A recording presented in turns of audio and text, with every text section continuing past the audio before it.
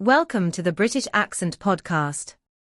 I'm Emily, and today we're going to talk about common mistakes people make in English, and more importantly, how to fix them. Even advanced learners sometimes fall into these traps, and the good news is that once you know about them, you can correct them and start sounding more natural. And I'm Nick. What's interesting is that a lot of these mistakes aren't about complicated grammar. They are often small errors in word choice, pronunciation, or sentence structure.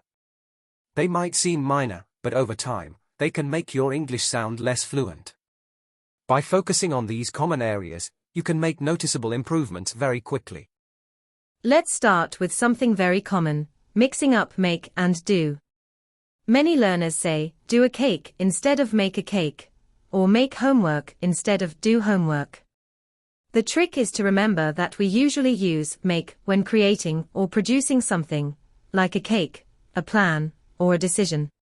Do is used for general activities, tasks, or work, like homework, chores, or exercises.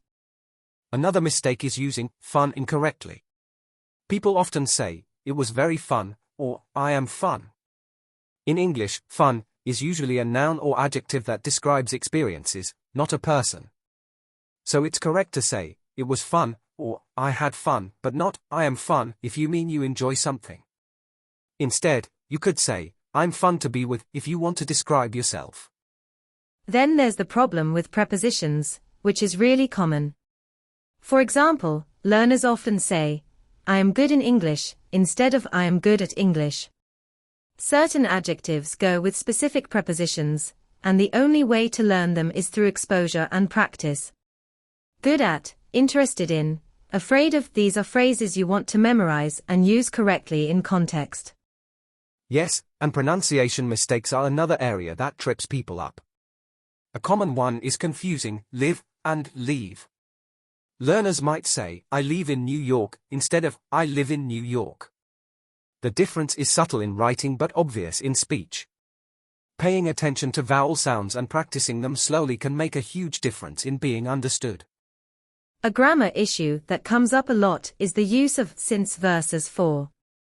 Many learners say, I have lived here for 5 years correctly, but then make mistakes with since. Remember, for is used with a period of time, like for 3 days, or for 2 years. Since is used with a point in time, like since 2010, or since Monday. It's a small detail, but it changes the meaning completely. Another common mistake is using some and any incorrectly. For example, I don't have some money is wrong. In negative sentences or questions, we usually use any. So it should be, I don't have any money, or do you have any friends in London? Some is generally used in positive sentences. A pronunciation trap that many learners face is the difference between ship and sheep, or bit and beat. These vowel sounds are very short and subtle, but native speakers can notice the difference immediately. One way to practice is to repeat minimal pairs slowly and exaggerate the sounds at first until your mouth gets used to the positions. And a mistake that affects fluency is overusing very. People say very good, very big, or very interesting too much. Native speakers often use stronger adjectives instead, like fantastic, huge, or fascinating. It's a small change, but it makes your English sound more natural and expressive. Another area is question formation. Many learners make statements instead of questions, like saying, you are coming, instead of are you coming. English questions usually require subject-verb inversion, so remember to switch the order for yes and no questions, and use the correct auxiliary verbs when needed. And finally, a common mistake is forgetting to use articles correctly, a, and the. Learners might say, I went to store, instead of I went to the store. It seems small, but articles are important for sounding natural. Listening to native speakers and noticing when they use articles can help you internalize the rules without memorizing grammar charts. Another common mistake is confusing borrow and lend. Many learners say, can you borrow me a pen, when they actually mean, can you lend me a pen? The rule is simple. You borrow something from someone, and you lend something to someone. Thinking of it from the perspective of the object, and who has it first can help you avoid this mistake. Yes, and a mistake I notice a lot is with phrasal verbs. For example, turn off versus turn on, or pick up versus put down. Learners sometimes say, I turned the TV, instead of, I turned off the TV. Phrasal verbs are tricky because the small particle completely changes the meaning, and they are very common in spoken English. Practicing them in context is the best way to master them. Then there's the problem of tense consistency. Learners often switch tenses in the middle of a sentence, like, yesterday, I go to the store and bought some apples. It should be, yesterday, I went to the store and bought some apples. Keeping your story in the same tense helps your sentences flow naturally and avoids confusion. Another subtle mistake is the misuse of too and enough. For example, I am too tired to go is correct, but I am enough tired to go is not. We use too for excess and enough to show sufficiency. The order matters as well. I am tall enough to reach is correct, not I am enough tall to reach. A pronunciation mistake that can change meaning completely is confusing desert and dessert. Dessert as a noun is a dry, sandy place, while dessert is the sweet treat after a meal. Even though they look similar, pronouncing that double S sound in dessert is crucial, otherwise native speakers might misunderstand you. Yes, and learners often misuse say and tell. For example, he said me to go is wrong. The correct form is, he told me to go.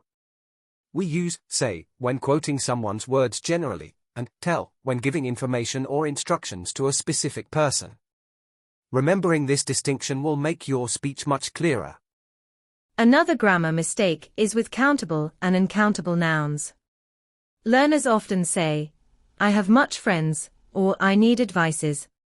The correct usage is, I have many friends, for countable nouns, and I need advice for uncountable nouns. It's a very common mistake, but easy to fix once you know which nouns are countable. And don't forget word order in sentences. A learner might say, I only eat breakfast in the morning, but mean, I eat breakfast only in the morning. The placement of only changes the emphasis completely. Paying attention to word order can prevent unintended meanings. Another common mistake is confusing bring and take.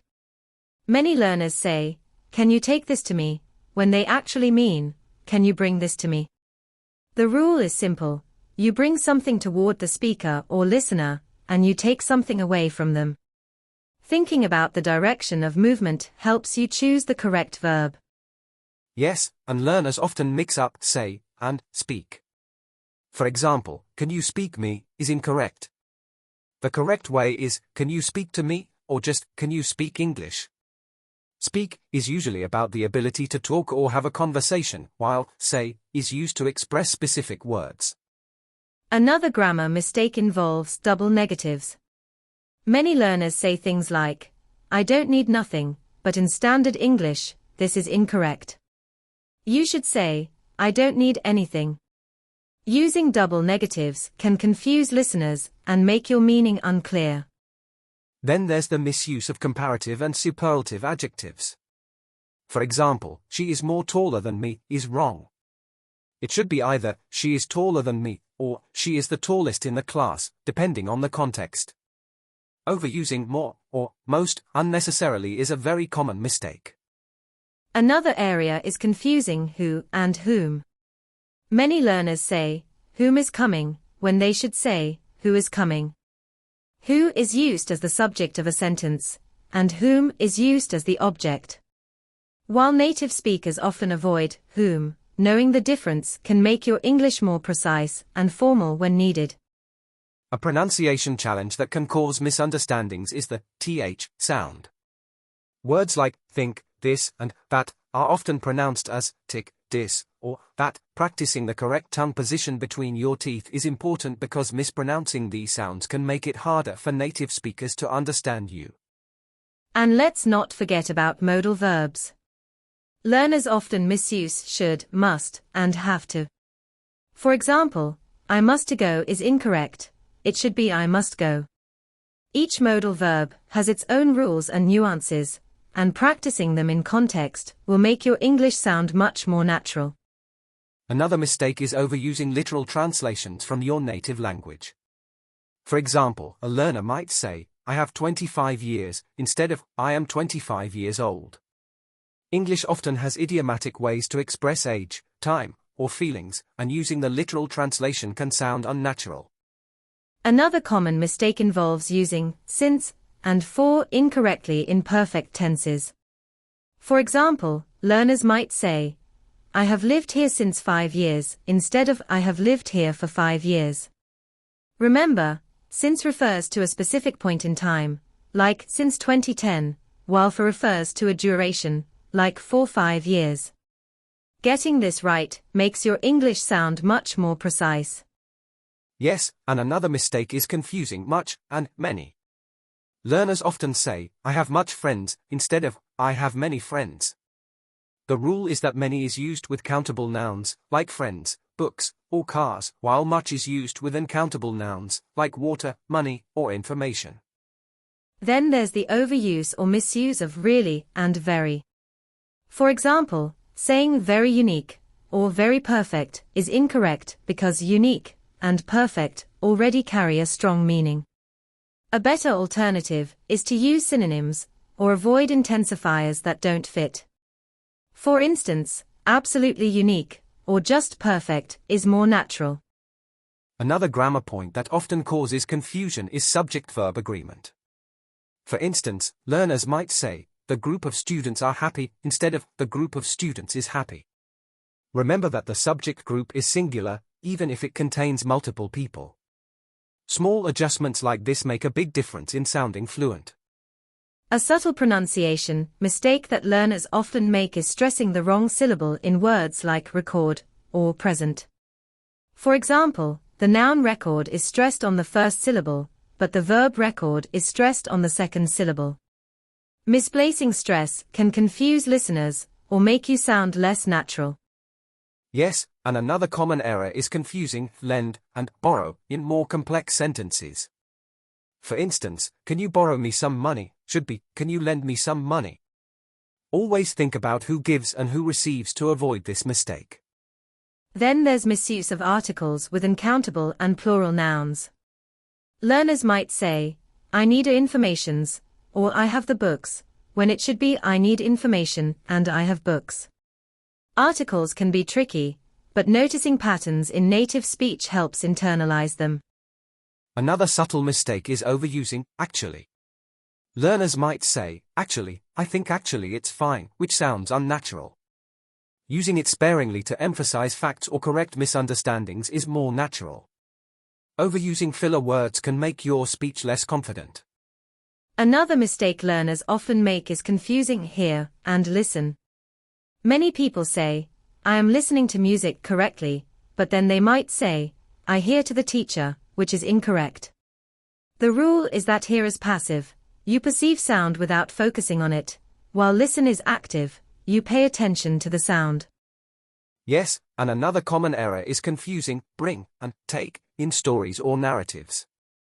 For example, I brought my friend to the cinema is correct if your friend came with you to the location you are currently at. But if your friend went somewhere else, you should say, I took my friend to the cinema. Direction matters, and practicing with real-life examples helps internalize it. Then there's the problem of using I am agree instead of I agree. In English, we don't say with verbs like agree, know, or want. It's correct to simply say, I agree, I know, or I want. This is a very common interference from other languages where the verb to be is required. Another mistake is overusing like as a filler in speaking. For example, I was like going to the store like yesterday. While native speakers use it sometimes, overusing it makes your English sound hesitant or informal. Reducing filler words improves clarity and confidence. A grammar trap that appears often is the use of less versus fewer. Learners might say, there are less people here, instead of there are fewer people here. The rule is simple. Fewer is for countable nouns, less is for uncountable nouns. Another common mistake is confusing borrow and lend in more complex sentences. For instance, can you borrow me some money should be, can you lend me some money? Always think about who gives and who receives to avoid this mistake.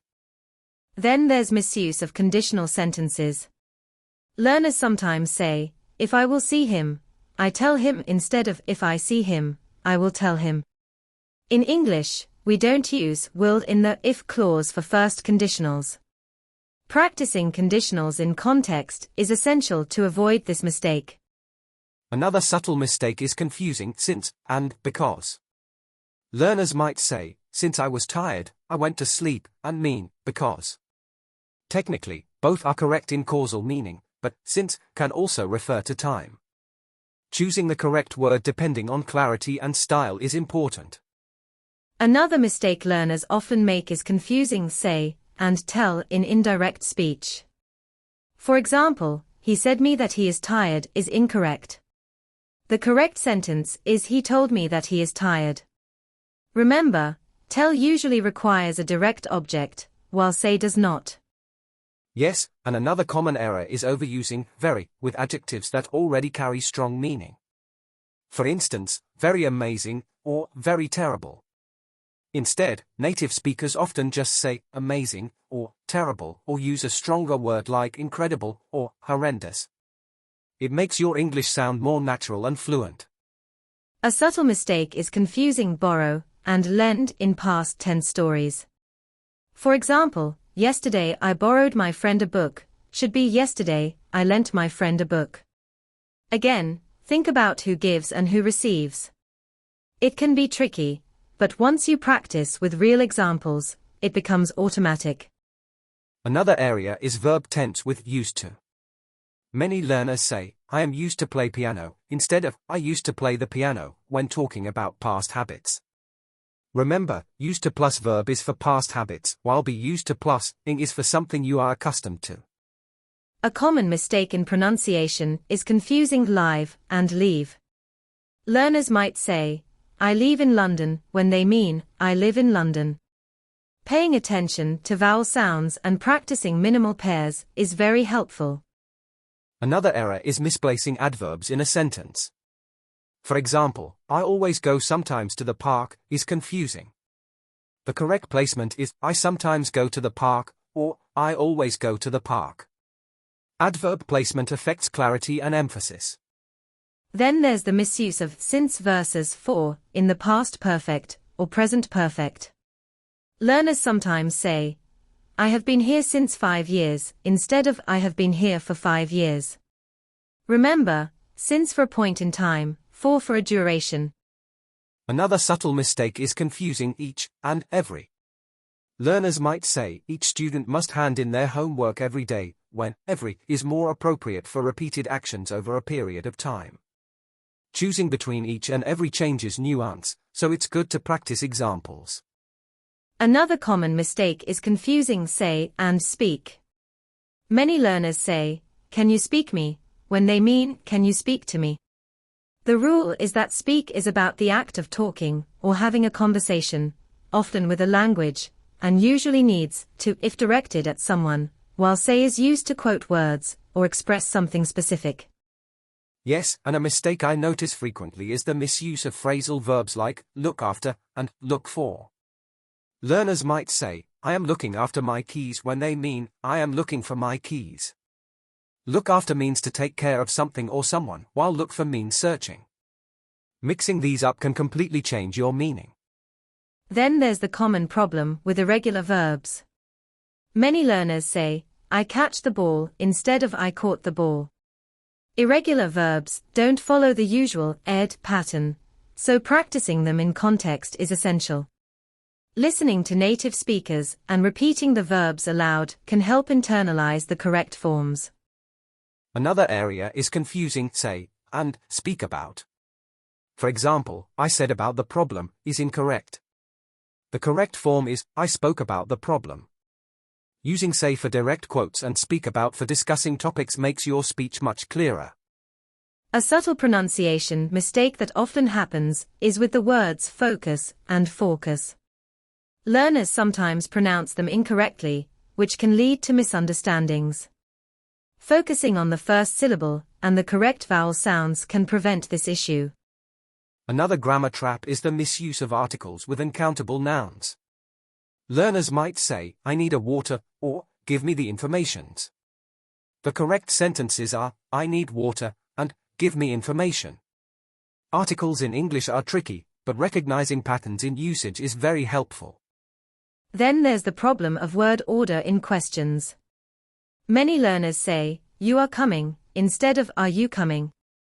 English questions usually require inversion of the subject and verb for yes or no questions. Practicing this structure makes your speech more natural. Another common error is overusing the word very. For example, very big, or very interesting. Native speakers often prefer stronger adjectives or different phrases, like huge, or fascinating. Choosing richer vocabulary improves fluency and makes your speech more engaging. And finally for this section, a mistake many learners make is confusing since and because. For example, since I was tired, I slept is technically correct, but sometimes learners use it ambiguously. Using because for cause and since carefully for time helps avoid confusion. Another mistake to be aware of is overusing literal translations from your native language. For example, saying, I have 25 years, instead of, I am 25 years old. English often has idiomatic ways to express age, time, or feelings, and using literal translations can sound unnatural. Yes, and finally, a subtle mistake is confusing which and that in relative clauses. Learners might say, the book which I read it was great, when it should be the book that I read was great.